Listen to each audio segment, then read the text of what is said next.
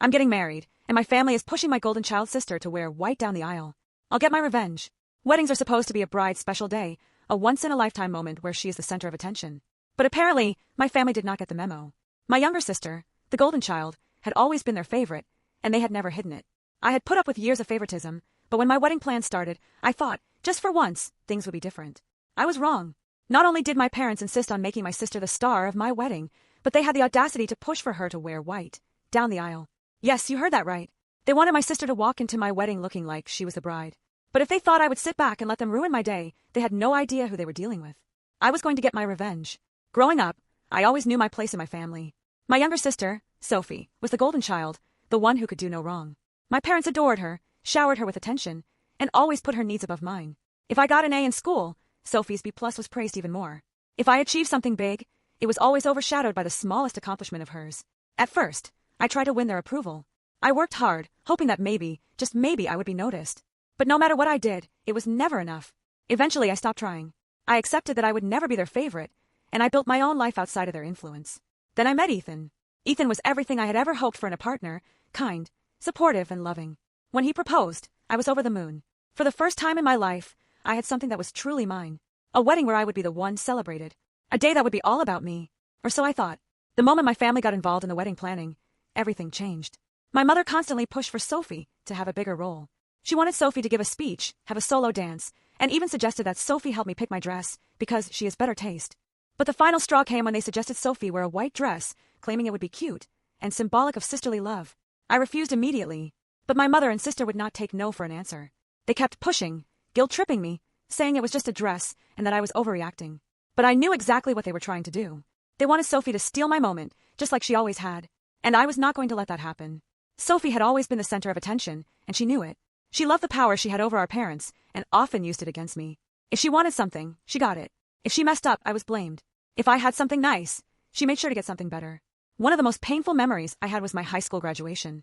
I had worked tirelessly to be the top student in my class. It was a huge accomplishment, but the day was completely ruined when my parents decided to throw Sophie a just-because party on the same day. They spent the whole time fawning over her, while my achievement was barely acknowledged. That was the moment I realized that no matter what I did, my parents would always choose Sophie. Now, as my wedding day approached, I saw the same pattern happening again. It was supposed to be my special moment, but they were once again making it all about Sophie. My mother kept saying things like, "You are the older sister. Shouldn't you want Sophie to shine too? And you two should be equals on your big day." Equals? On my wedding day, I knew what they really wanted. They wanted to make Sophie look like the main attraction. My sister played the innocent act perfectly, pretending to be confused about my frustration. She would smile sweetly and say, "I do not mind wearing another color if it makes you happy," only to have my mother insist that it is tradition for sisters to match. I had had enough. I decided right then and there, I was not going to let them ruin my day. If they wanted to play games, I was going to play back. And this time I would win. As the wedding planning progressed, my family's demands only grew worse. My mother started sending me pictures of white dresses, just in case I changed my mind. Sophie, on the other hand, began acting as if she was the bride. She made comments about how she would walk in right behind me so we could both be the stars of the show. Every time I pushed back, my mother dismissed me, saying I was being dramatic. One evening, after a long day of work, I came home to find Sophie sitting in my living room with my wedding planner. She had taken it upon herself to make changes to my wedding plans. She wanted to adjust the seating arrangements, ensuring that she had a prominent place near the altar. She also suggested that she and I have a special sister moment before I walked down the aisle, meaning she would walk in right before me in her white dress. I was furious. "Sophie, you are not the bride. This is my wedding. Why are you trying to make it about you?" I snapped. She gasped, feigning hurt. "I just thought it would be nice. I did not think you would be so selfish about it." Selfish. That was the word she always used when she did not get her way. I turned to my wedding planner and firmly said, "None of these changes are happening. Sophie is not wearing white. She is not walking in before me. And if she keeps this up, she will not even be in the wedding at all." Sophie's jaw dropped. "You would actually do that to me," she whispered, her voice trembling, as if I had just committed the ultimate betrayal. My mother called me minutes later, livid. "How could you be so cruel? Sophie is your only sister. She just wants to be part of your day. She can be part of my day. But she is not the bride." I shot back. My mother then uttered the most infuriating sentence. "Maybe we should cancel the wedding if you are going to be this hostile." Cancel my wedding? Because Sophie was not getting what she wanted? I hung up and immediately called Ethan. I told him everything, and he was just as furious as I was. "If they want to keep pushing, we push back harder," he said. And so, I came up with a plan. I knew that if I simply banned Sophie from the wedding, my family would blame me. They would paint me as the villain, and I would spend my wedding day dealing with their guilt trips. Instead, I decided to let Sophie think she had won, while setting her up for the ultimate humiliation. First, I pretended to give in. I told my mother, fine. If Sophie wants to wear white, she can. My mother was overjoyed, thinking I had finally come to my senses. Sophie, of course, was smug, acting as if she had won some great battle. But what she did not know was that I had already spoken to my wedding planner. We arranged for my bridesmaids to wear off-white, nearly identical to Sophie's dress, so that she would blend in with them, completely erasing her from the spotlight. But that was not all. A week before the wedding, I called our DJ and instructed him to introduce my wedding party in a very specific way. When Sophie walked in, he would announce her as one of the lovely bridesmaids, instead of giving her the grand entrance she had expected. And finally, the piece de resistance. At the reception, my wedding planner would make sure Sophie was seated at the far end of the room, away from the head table where she assumed she would be. I was not just taking back my wedding day. I was making sure she learned a lesson she would never forget. Little did I know, things would take an even more shocking turn on the wedding day itself. The wedding day arrived, and everything was set in motion. I had spent months worrying about my family ruining this day for me, but now, standing in my wedding gown, I felt nothing but anticipation for both my wedding and my revenge. I had instructed my bridesmaids to act completely natural around Sophie, as if nothing was out of the ordinary. They agreed, giggling amongst themselves, knowing exactly what was about to unfold. Sophie, of course, was in full diva mode. She strutted into the bridal suite wearing her white dress, twirling as if she were the main event. "I look stunning," she bragged, adjusting her curls in the mirror. "Honestly, I think I might outshine you a little, but I guess that is the risk of having a beautiful sister." I forced a smile. "You do look special today, Sophie." She beamed, completely oblivious to my sarcasm. The ceremony went smoothly at first. My mother kept casting approving looks towards Sophie, clearly delighted that her favorite daughter was getting attention. My father, on the other hand, looked uncomfortable. Unlike my mother, he was not completely blind to Sophie's antics, and I could tell he sensed something was off. Then came the moment that Sophie had been waiting for, her grand entrance. As she stepped forward, the DJ's voice boomed over the speakers, introducing one of our lovely bridesmaids, Sophie. The smile on her face froze. For a second, she looked around in confusion, as if waiting for a correction. Surely, he was going to say something else, like, the stunning, breathtaking sister of the bride. But no, that was it. The guests clapped politely, some whispering to each other. My bridesmaids were already lined up in their nearly identical off-white dresses, and Sophie blended in perfectly. The look of pure rage on her face was delicious. I saw my mother's jaw tighten as she realized what had happened. She turned to glare at me, but I simply smiled sweetly. Sophie took her place with the other bridesmaids, her hands clenched into fists at her sides. She was fuming. This was not how she imagined her moment would go. But the best was yet to come. During the reception, Sophie expected to be seated at the head table with my family. Instead, she found herself placed at a distant table near the back, surrounded by distant relatives and acquaintances. At first, she thought it was a mistake. She stormed up to the wedding planner, demanding to be moved. "There must be some kind of mix-up," she snapped. "I am the bride's sister. I should be up front." The wedding planner, who was in on my plan, simply gave her a polite but firm smile. "I am sorry, Sophie. The seating chart was finalized weeks ago." Sophie turned red with rage. This is unacceptable. But there was nothing she could do. She spent the rest of the reception sulking in her seat, barely touching her food. Meanwhile, I enjoyed every second of my wedding, surrounded by people who actually cared about me. Then, the final blow came. Toward the end of the night, my father pulled me aside. Unlike my mother, he had been quietly observing everything, and now he finally spoke up. "I know what you did," he said, crossing his arms. For a second, I felt nervous. Had I gone too far? But then, to my surprise, he smiled. "I have never seen Sophie this quiet in her entire life," he said with a chuckle. I have to admit, it was satisfying to watch. I laughed, feeling a weight lift off my shoulders. At least someone in my family understood. But just as I thought the night was ending peacefully, Sophie snapped. Sophie could not hold it in any longer. She stormed onto the dance floor, grabbed the microphone, and interrupted the wedding. "This entire wedding was a setup against me," she shouted, her voice trembling with rage. "You humiliated me on purpose.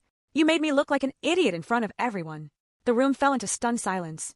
Guests looked at each other, confused. My mother buried her face in her hands, mortified. I calmly walked up to her and took the microphone from her hand. Then I leaned in and said, "Sophie, this was never your wedding." The crowd erupted into whispers. Sophie's face turned bright red. Without another word, she ran out of the reception hall. My mother stood up as if she wanted to follow her, but my father placed a firm hand on her arm. "Let her go," he said. And just like that, I won. Sophie had fled from the wedding reception in a fit of rage, but the drama did not end there. After her public meltdown, my mother was furious, not at Sophie for embarrassing herself, but at me for not handling the situation better. "She is your sister," she hissed at me when she finally cornered me. "Did you really have to humiliate her like that? You could have just let her have her moment." I stared at her in disbelief. "Her moment? This was my wedding, Mom," I said firmly. She had no right to try and steal the spotlight. She knew exactly what she was doing. My mother's lips pressed into a thin line, her frustration growing. But before she could say anything else, my father stepped in. She brought this on herself, he said simply. She has spent years thinking she could do whatever she wanted without consequences. Maybe this will finally teach her a lesson. My mother scoffed. She is devastated. She just ran out of the wedding in tears. I crossed my arms. And whose fault is that? She was not supposed to wear white to my wedding, but she did anyway. She thought she could get away with it, just like she always does. My mother opened her mouth to argue again, but she had nothing to say. Deep down, I knew she realized I was right. She just did not want to admit it. Even after she left the reception, Sophie did not cool down.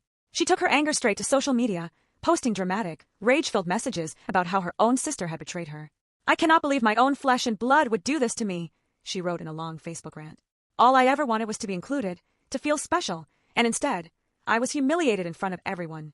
Some people just do not understand the importance of family. The post gained attention quickly. Some of her friends, who knew nothing about the real story, commented in sympathy. Oh my gosh, that is awful. You deserve better than that. She is jealous of you, obviously.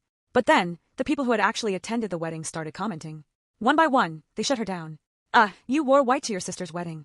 What did you think was going to happen? She did not humiliate you, Sophie. You humiliated yourself. Do not act like you were innocent in all this. You tried to steal the spotlight, and it backfired. Her rant backfired spectacularly. People saw right through her. And soon, she took the post down. A week after the wedding, Sophie finally decided to reach out to me directly. She did not apologize, of course. Instead, she called me, her voice dripping with resentment. I hope you are happy, she snapped. You got exactly what you wanted.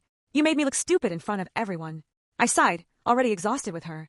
Sophie, you did that to yourself. You knew exactly what you were doing when you showed up in that dress. She scoffed. It is not just about the dress. You ruined my reputation. Everyone is talking about how I embarrassed myself. I cannot even show my face around certain people. I raised an eyebrow. Then maybe you should start taking accountability for your actions. Sophie let out an incredulous laugh. Accountability? Are you serious? Yes, I am serious. I said, my patience running out. You have been acting like the world revolves around you for years. You thought you could steal my wedding day and get away with it. You did not expect me to fight back. And now you are mad because your plan failed. Silence. For a moment, I thought she was about to say something back, but then she hung up on me. That was the last time we spoke for a long time. After the wedding, the fallout within my family was intense. My mother doted on Sophie, comforting her, insisting that she had been wronged.